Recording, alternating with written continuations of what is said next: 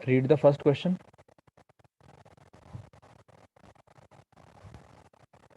This is the question from EMI. Magnetic flux passing through a coil is initially, flux है 4 into 10 raised to minus 4 Weber. Initially flux है, I will call it as a phi 1. It reduces to 10% of its original value in t second. ये जो original value है उसके 10% reduce हो गया. Okay, अब देखो फाई 2 कैसा है फिर. Phi 2 equal to 10% to that of phi 1. So phi 2 आएगा 10/100 इंटू फाई 1. सो फाई 2 आएगा 0 गया 0.1 into 4 into 10 raise to minus 4.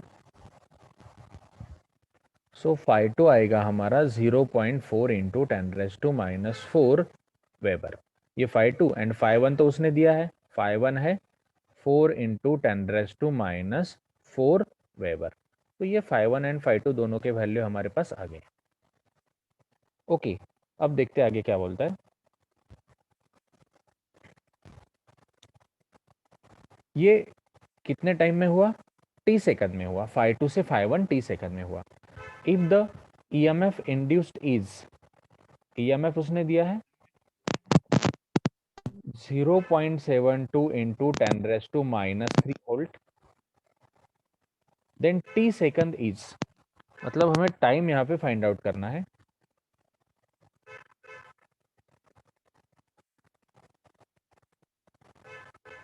Yes, EMF भी उसने दिया है. नाउ देखो E इक्वल टू क्या होता है.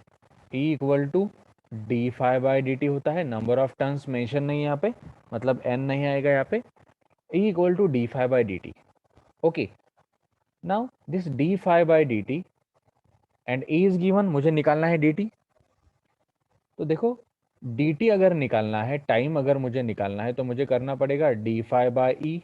डी फाई कितना है, it is phi 2 minus phi 1, मतलब 0.4 into 10 raise to minus 4 minus 4 into 10 raise to minus 4. Okay, ये डिफरेंस हमें यहाँ पे फाइंड आउट करना पड़ेगा. Divided by E, so it is 0.72 into 10 raise to minus 3.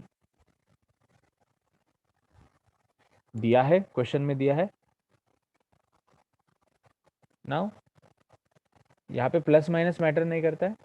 सो ये 4 माइनस 0.4 मुझे करना पड़ेगा. 3.6 आएगा into 10 raise to minus 4 common है जैसे कि वैसे, divided by 0.72 into 10 raise to minus 3. इसको ऐसे लिखता हूँ, 7.2 लिखता हूँ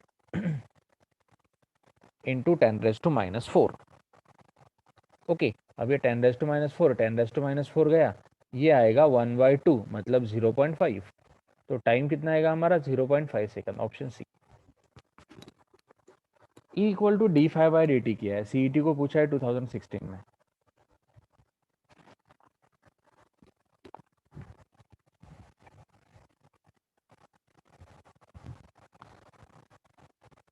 इज इट विजिबल. ब्लर दिसते का थोडासा. आय विल रीड इट हो प्रॉपरली. सर. दिसते का की ब्लर दिसते बेटा पूर्ण.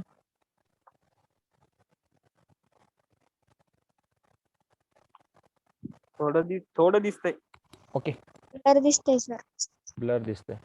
ब्लर दिसते का बरं दिसतंय. Okay, which of the following devices the eddy current effect is not used. उसने क्या बोला है, अलग अलग डिवाइसेस के नाम दिए यहाँ पे. इसमें से कौन सा ऐसा डिवाइस है इसमें eddy current effect is not used. मैं 4 डिवाइस यहाँ पे लिख रहा हूँ, उसमें से कौन सा ऐसा डिवाइस है कि जिसमें एडी करंट इफेक्ट यूज नहीं होता है. First one electromagnet, second one electric heater,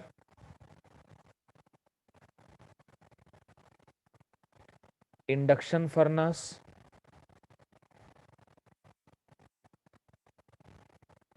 ये नीट को पूछा हुआ क्वेश्चन है, and braking system of train, braking system of train. अब देखो एडी करंट के एप्लीकेशंस कौन कौन से, ब्रेकिंग सिस्टम एडी करंट का एप्लीकेशन है, इंडक्शन फर्नास भी है, इलेक्ट्रिक हीटर नहीं है, इलेक्ट्रोमैग्नेट यस एडी करंट का एप्लीकेशन है। तो इलेक्ट्रिक हीटर में हम एडी करंट का इफेक्ट नहीं यूज करते हैं। Electromagnet, induction furnace and braking system of train, ये सब के सब एडी करंट के एप्लीकेशंस है, एंड इलेक्ट्रिक हीटर में eddy current is not used. हम जो घर में इलेक्ट्रिक हीटर यूज करते हैं ना, उसमें एडी करंट थोड़ी यूज करते हैं, सीधा सीधा हम इलेक्ट्रिक करंट यूज करते हैं ना, एडी करंट वगैरह हम वहां पे नहीं यूज करते। मतलब ऑप्शन बी करेक्ट है, जो एडी करंट का एप्लीकेशन नहीं है। 2019 को पूछा है नीट को।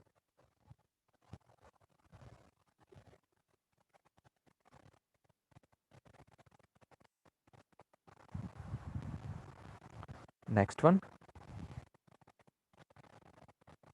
इस टाइप का आई थिंक, देखो इस टाइप के मैंने लगभग 4 प्रॉब्लम्स अब तक लिए हैं, 4 प्रॉब्लम्स, एंड यही रीजन है कि नीट को ये बहुत बार पूछा गया है क्वेश्चन, 2019 को भी पूछा है। अ cycle wheel of radius, radius दिया है, एक साइकिल व्हील बोल रहा है वो, ऐसा एक साइकिल व्हील है, व्हील मतलब ऐसे रहेगा ये उसका सेंटर, ये उसका रिम, एक साइकिल व्हील बोल रहा है जिसका रेडियस है 0.5 metre, is rotated with constant angular velocity, angular velocity दिया है उसका 10 radian per second, in region of magnetic field of, magnetic field भी दिया है 0.1 tesla, which is perpendicular to the plane of the wheel, perpendicular बोला है। The EMF generated between its centre and the rim, centre and rim के बीच में EMF कितना होगा, ये फॉर्मूला अब तक आपको याद होना चाहिए, E equal to half B omega L का स्क्वायर। 5th नंबर का प्रॉब्लम है, 5वीं बार हम इस टाइप का प्रॉब्लम ले रहे हैं, हाफ बी ओमेगा एल का स्क्वायर। अब देखो यहाँ पे लेंथ कितना है, लेंथ इक्वल टू रेडियस है ना, एल इक्वल टू आर है, so it is half B is 0.1, omega is 10, L का स्क्वायर, लेंथ है 0.5, सो 0.5 का स्क्वायर करना पड़ेगा, ये 10 0.1 गया। ओके अब देखो इसको आप डायरेक्टली गेस कर सकते हैं, इट इज 0.5 इंटू 0.5 हमने कर दिया यहाँ पे, तो ये आएगा 25, 0.25 मतलब 0.25 divided by 2, so 0.125, option C is correct, volt. NEET को पूछा है अगेन 2019,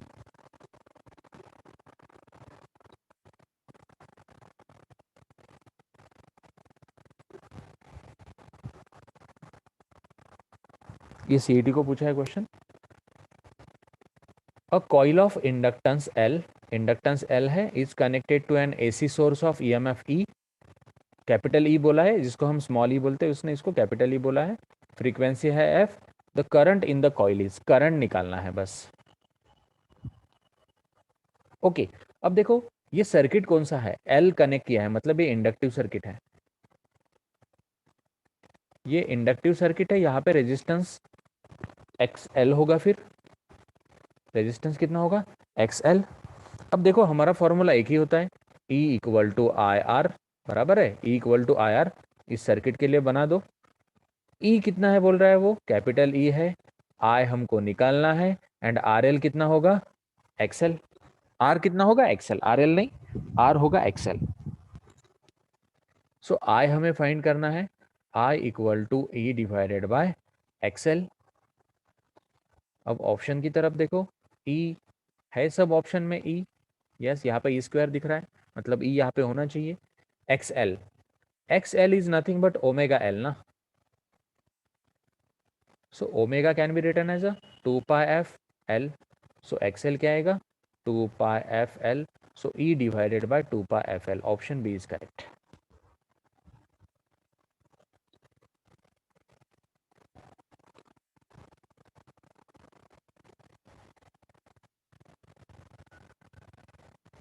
देखो कुछ भी नहीं यहाँ पे, हमने क्या किया है E equal to I R किया है बस.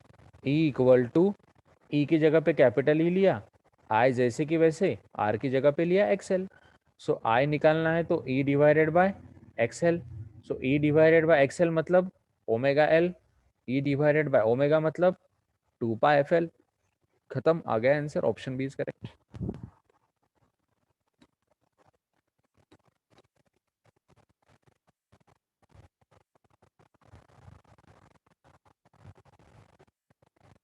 2016 को पूछा है नीट में again. A long solenoid has 1000 turns. Solenoid word आया है. When a current of 4 ampere, current दिया है उसने, flows through it, the magnetic flux linked with each turn of solenoid is, flux भी दिया है, सेल्फ इंडक्टेंस निकालना है, एल निकालना है, सेल्फ इंडक्टेंस एल. एकदम बेसिक कंसेप्ट से जाएंगे. देखो अगर हमें एल निकालना है, self inductance, we know this flux is directly proportional to I रहता है. So this flux equal to L I हो जाता है. Flux equal to L I हो गया. अब देखो हमें निकालना क्या है, हमें एल निकालना है. सो एल इक्वल टू क्या हो जाएगा, flux divided by I. L is what, flux divided by I. Flux कितना दिया है 4 × 10⁻³ क्वेश्चन में दिख रहा है. करंट कितना दिया है 4 दिया है. ओके 4 गया 10⁻³ आया. एल कितना आया 10⁻³ ओके. अब देखो यहाँ पे क्वेश्चन में उसने नंबर ऑफ टर्न्स मेंशन किए हैं, तो नंबर ऑफ टर्न से इस आंसर को बस मल्टीप्लाई कर दो, क्योंकि ये जो फ्लक्स होता है फ्लक्स के साथ ये कैसे रहेगा, मल्टीप्लीकेशन में रहेगा. सो एल आएगा आपका 10⁻³ इंटू, देखो ये 10⁻³ एक टर्न के लिए है, वन टर्न, एक टर्न के लिए 10⁻³ आया है. ऐसे कितने टर्न्स है 1000 है. सो 1000 मतलब 1 2 3. सो 10⁻³ इंटू 10⁻³ बच गया 1 henry. Option B is correct. कितना सिंपल क्वेश्चन है देखो. नाउ इसको ऐसे भी कर सकते हैं, if you are having any confusion. So flux equal to L I, यहाँ तक तो आपको कोई भी कंफ्यूजन नहीं होना चाहिए. मैंने एक बात बोली थी आपको कि नंबर ऑफ टर्न्स कहाँ पे जाता है, हमेशा नंबर ऑफ टर्न्स जाता है फ्लक्स के साथ. बस फ्लक्स के साथ एन को दे दो,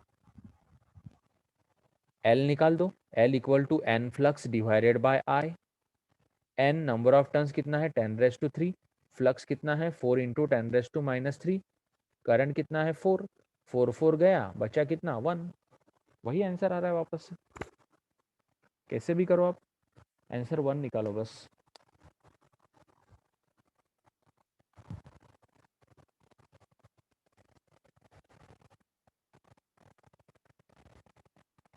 यहाँ पे 2 ही ऑप्शंस लिए हैं मैंने, बहुत बड़ा क्वेश्चन था.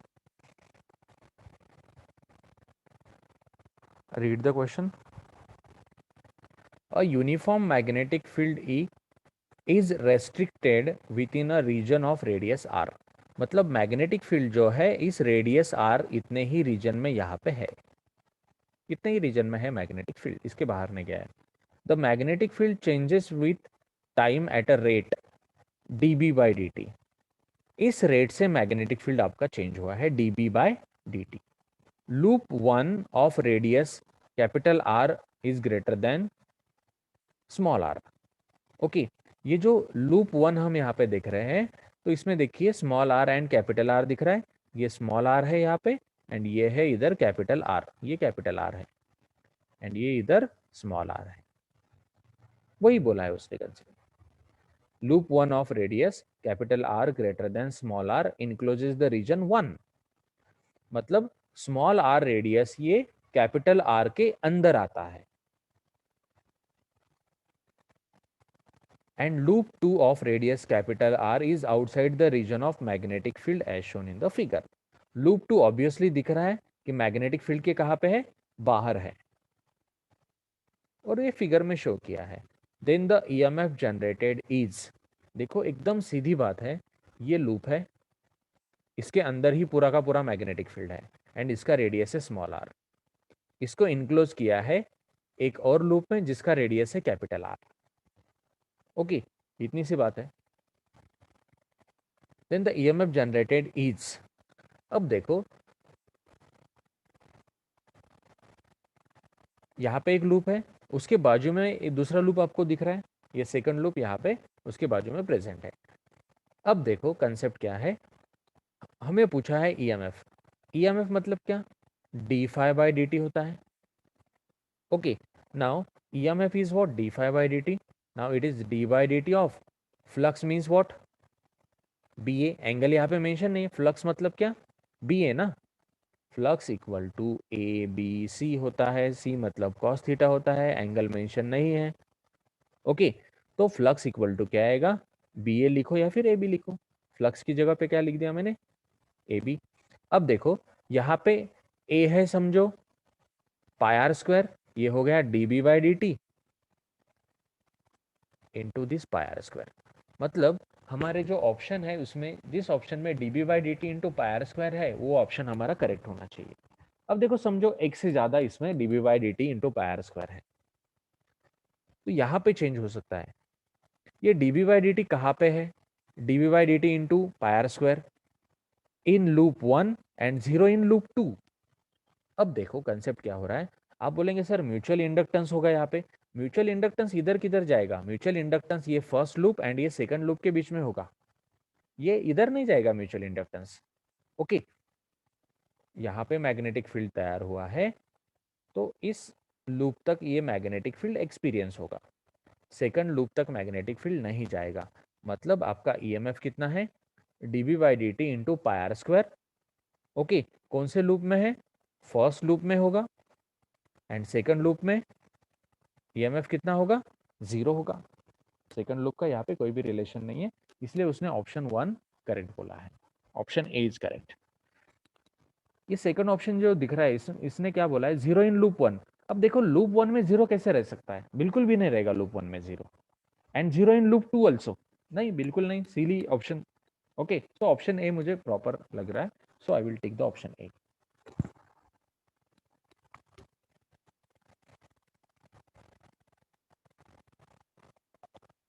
Is it visible?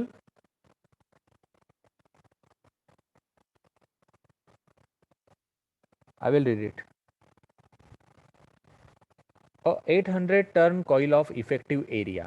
एक कॉइल है, आई विल ड्रॉ हियर, एक कॉइल है, इसके नंबर ऑफ टर्न्स है 800 एंड इस कॉइल का एरिया है 0.05 metre square.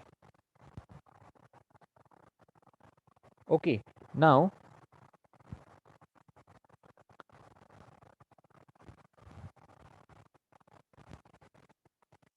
Is kept perpendicular to the magnetic field. Magnetic field दिया है, इस कॉइल को हमने मैग्नेटिक फील्ड में रखा है जिसका इंडक्शन है 5 इंटू 10⁻⁻5 टेस्ला। में वापस से पूरा क्वेश्चन लिख के दे रहा हूँ, don't worry. When the plane of the coil is rotated by 90 degree around any of its coplanar axis in time दिया है उसने 0.1 second, the EMF induced in the coil will be, मुझे निकालना है यहाँ पे EMF induced। EMF induced हमें यहाँ पे फाइंड आउट करना है। अब देखो E इक्वल टू क्या होता है, D phi by D T होता है। यहाँ पे नंबर ऑफ टर्न्स आए हैं मतलब n से मल्टीप्लाई करना पड़ेगा।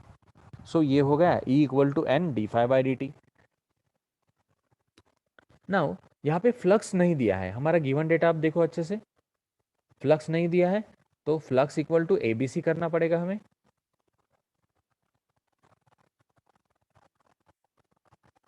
ओके, अब देखो अगर हमने यहाँ पे flux equal to A B C कर दिया तो फ्लक्स इक्वल टू हम लेंगे यहाँ पे B A, flux equal to क्या आएगा हमारा बी ए। सो ये बनेगा कुछ इस तरीके से, E equal to N D by D T of flux is what, B ए।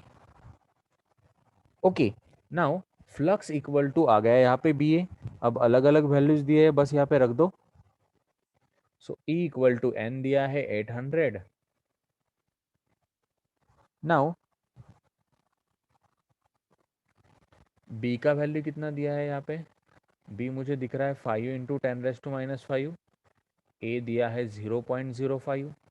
देखो यहाँ पे बस मैंने वैल्यू रख दिए, फर्स्ट वाला नंबर ऑफ टन, सेकंड वाला 5 इंटू 10⁻⁵ वैल्यू दिया है बी का, एंड ए दिया है 0.05 एंड टाइम दिया है 0.1। ओके, इसको सिंप्लीफाई कर दो। So this E equal to, now ये दो 0.05 है ना, मैंने इसको 5 कर दिया, मतलब उसके साथ ये 2 0 चले जाएंगे। सो 8 इंटू 5 40 आएगा। ये पूरा का पूरा कैलकुलेशन हो गया, 8 इंटू 5 40। बचा कौन, दिस 5 इंटू 10⁻⁻⁴, क्योंकि -1 ऊपर आ गया, +1 हो गया, 5 इंटू 10⁻⁻⁴ बच गया। सो इट इज़ 5 इंटू 4 20, 0 जैसे कि वैसे, इंटू 10⁻⁻⁴। सो ऑप्शन यहाँ पे आएगा हमारा, इट इज़ 2 इंटू 10⁻², 2 इंटू 10⁻² मतलब 0.02। EMF आएगा 0.02 वोल्ट। नीट 2019 को पूछा है।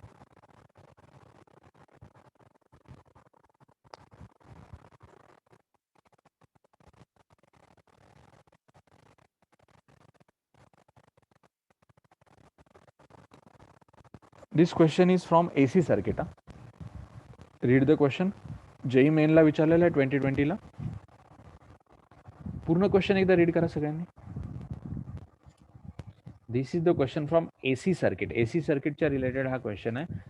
बघा इकडे as it is mention in the question LCR circuit. उसने क्या बोला है, LCR सर्किट बोला है. LCR सर्किट बोला है मतलब this question is definitely related with the AC circuit.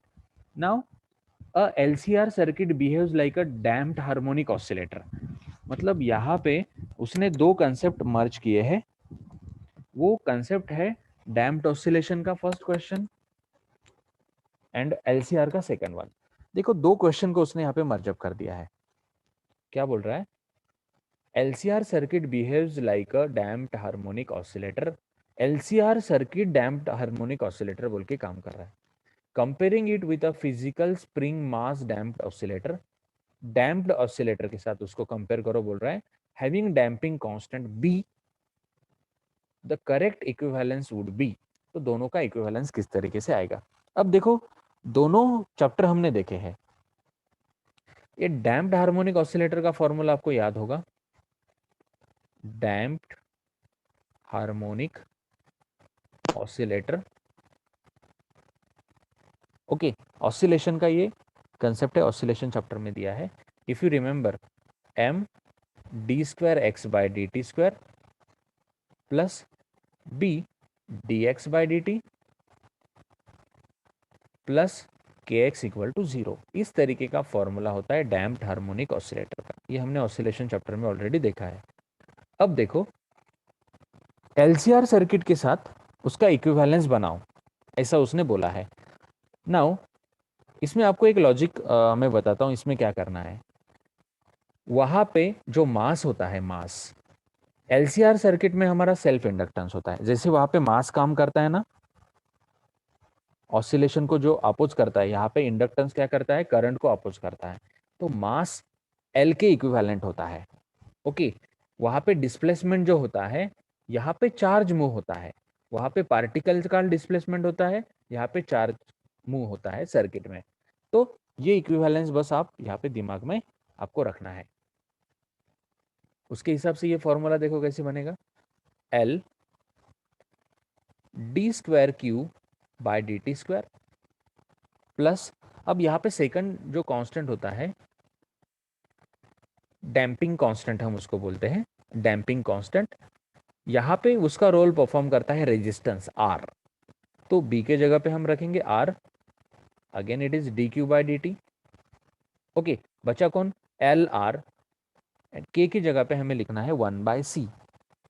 X मतलब कौन, क्यू इक्वल टू 0। देखो 1/c क्यू, X C equal to omega C होता है ना, X C equal to omega C, इसलिए ये जो कांस्टेंट जाएगा ये कहाँ पे जाएगा, डिवीजन में, मतलब के इज व्हाट, के इक्वल टू 1/c। ये बस आप ये चीज़ याद रखो, मास की जगह पे एल रख दो, एक्स की जगह पे क्यू, बी की जगह पे आर, एंड के की जगह पे 1/c। कोई भी इक्वेशन देने दो, आप उसको डायरेक्टली कन्वर्ट कर सकते हैं। एक्चुअली ये इक्वेशन लिखने की आपको ज़रूरत भी नहीं है। अगर आपने ये मैंने जो पार्ट बताया है यहाँ पे, ये अगर आपने याद रखा, एल की जगह पे एम, सी की जगह पे 1/k, आर की जगह पे B. Okay, so option C यहाँ पे आपका करेक्ट आएगा। मतलब ऑसिलेशन में जो काम एम करता है वो एलसीआर सर्किट में एल करता है, वहां पे 1/k जो काम करता है 1/k वो यहाँ पे सी करता है, कैपेसिटेंस। ओके, नाउ वहां पे डैम्पिंग कांस्टेंट जो काम करता है, देखो डैम्पिंग कांस्टेंट जो काम करता है वहां पे रेजिस्टेंस करता है। डैम्पिंग कांस्टेंट क्या करता है, अपोज करता है ना, यहाँ पे अपोज कौन करता है, एलसीआर सर्किट में रेजिस्टेंस अपोज करता है।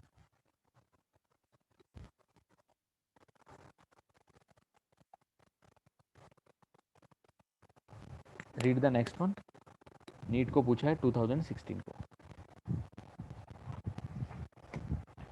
पोटेंशियल डिफरेंस इसने यहाँ पे मेंशन किया है, अगर आपने क्वेश्चन पढ़ा अच्छे से तो। Now he has mentioned here potential difference across the resistance, capacitance and inductance R।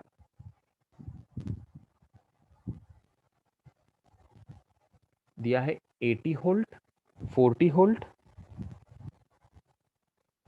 And 100 volt respectively in LCR circuit.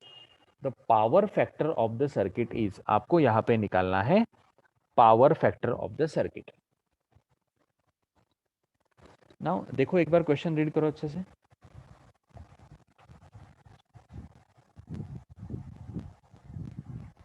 Now power factor का फॉर्मूला आपको पता होगा। पावर फैक्टर मतलब क्या होता है, power factor is nothing but cos phi ना। I will write here. Now power factor हमें निकालना है, power factor. Okay, power factor मतलब कौन, कॉस फाई, कॉस फाई मतलब कौन, आर बाय जेड।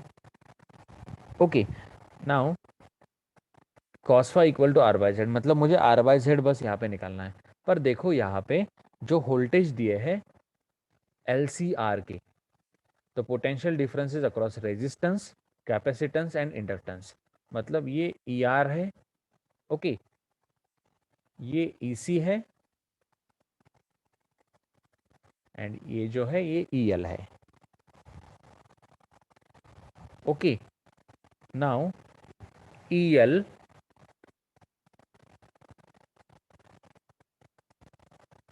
फर्स्ट वाला रेजिस्टेंस के रिलेटेड है, सेकंड वाला कैपेसिटेंस के रिलेटेड है, एंड थर्ड वाला इंडक्टेंस के रिलेटेड है। पर ये वोल्टेज है, ईएमएफ है। ओके, अब देखो कॉस फाई इक्वल टू क्या होता है, आर बाय जेड। इसको अगर हमें सीधे सीधे मॉडिफाई करना है रेजिस्टेंस की टर्म में, ओके, अब हमें वोल्टेज दिया है तो आर को हम लिख सकते हैं ई आर।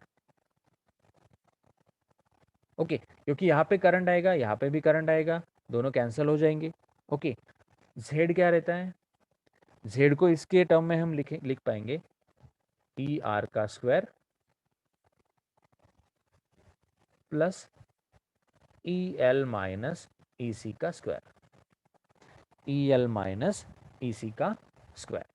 अब देखो एक्चुअली होता क्या है, this cos phi equal to R by Z हम यहाँ पे यूज कर रहे हैं। जेड क्या होता है, Z equal to under root R square plus X L minus X C whole square होता है।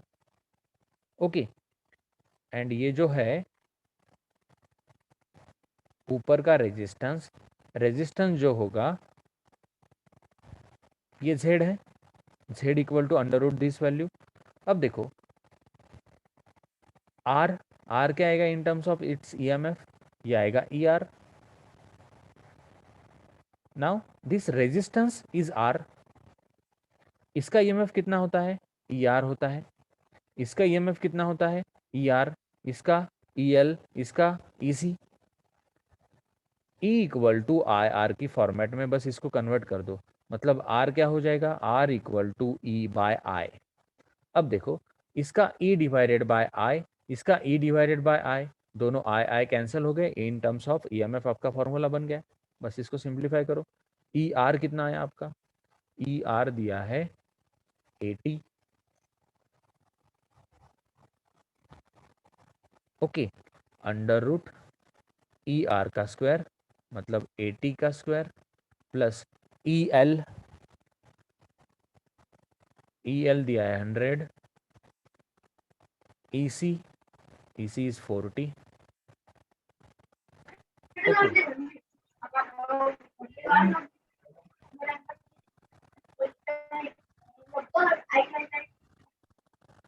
now what is this, it is 80 divided by under root this 80 का स्क्वायर प्लस दिस 60 का स्क्वायर आएगा, 80 का square plus 60 का square. बस इसको simplify कर दो, ये वापस से लिखता हूँ, 80 डिवाइडेड बाय अंडर रूट 80 का स्क्वायर प्लस 60 का square.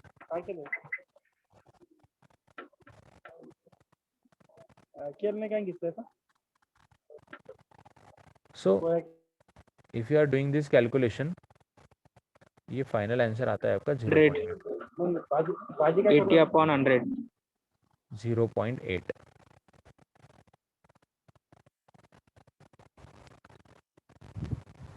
It is 80 upon 100. So this 0, so it is 0.8. Final answer is 0.8. Option D is correct.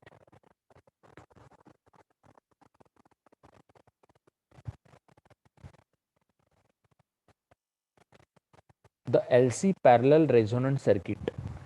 The LC parallel resonant circuit ABCD has a very high impedance, has a very high current, acts as a resistance of very low value, has zero impedance.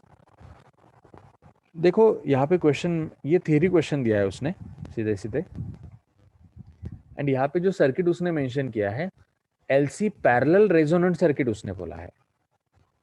अब देखो LC parallel resonant circuit अगर होगा, parallel circuit बोला है, तो यहाँ पे current तो हाई नहीं होगा, ओके, इंपेडेंस जीरो नहीं होगा, acts as a resistance of very low value. Actually LC circuit में रेजिस्टेंस कम नहीं होता है, वहां पे कैपेसिटर हमने कनेक्ट किया है, वहां पे रेजिस्टेंस कम नहीं होता है, कंपेरेटिवली वहां पे रेजिस्टेंस बहुत ज्यादा होता है। तो यहाँ पे ऑप्शन ए उसने करेक्ट बोला है, क्योंकि एलसी पैरेलल रेजोनेंट सर्किट में क्या होता है, मतलब एक इंडक्शन कॉइल यहाँ पे कनेक्ट किया है, एक कैपेसिटर यहाँ पे कनेक्ट किया है, दोनों पैरेलली कनेक्ट है, तो इस टाइप के सर्किट में has a very high impedance, Z equal to under root R square plus X L minus X C का स्क्वायर। वेरी हाई क्यों बोल रहा है, देखो क्योंकि यहाँ पे एक्सएल नहीं है, बराबर है। अब देखो अगर एक्सएल होगा तो क्या होगा, एक्सएल होगा तो एक्सएल माइनस एक्सी होगा, दोनों का डिफरेंस निकलेगा, एंड दोनों के डिफरेंस का स्क्वायर होगा, मतलब ये छोटा आएगा। पर अगर एक्सएल यहाँ पे 0 है आपका, या फिर देखो एक्सएल एंड एक्सी आप यहाँ पे कंसिडर कर रहे हैं, आर का वैल्यू आपने वहां पे साइड में रखा है, आर तो कांस्टेंट होता है हर सर्किट में, एलसी एक्सएल है एक्सी है, एंड वो दोनों का जो डिफरेंस निकलेगा वहां पे उसका स्क्वायर हो जाएगा, मतलब डेफिनेटली यहाँ पे जेड का वैल्यू कैसे आएगा, जेड का वैल्यू कंपेरेटिवली हाई आएगा in LC parallel resonant circuit. So option A is correct.